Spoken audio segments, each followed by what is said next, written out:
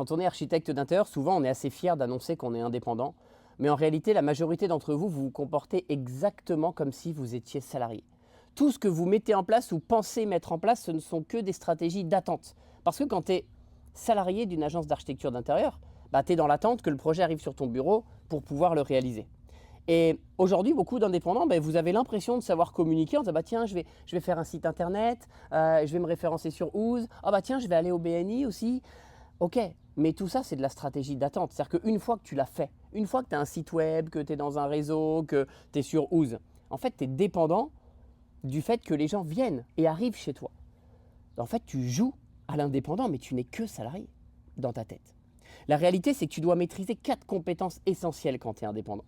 La première, c'est le positionnement. Si tu ne sais pas définir ton positionnement, ça sera difficile de maîtriser la deuxième compétence qui est la communication. Comment communiquer en fonction d'un positionnement pour attirer les bons clients. Et puis quand bien même tu communiques et que tu as des prospects, est-ce que vraiment aujourd'hui tu maîtrises la conversion client? Est-ce que tu sais convertir un prospect en client? Et si oui, est-ce que tu es vraiment rentable sur tes projets?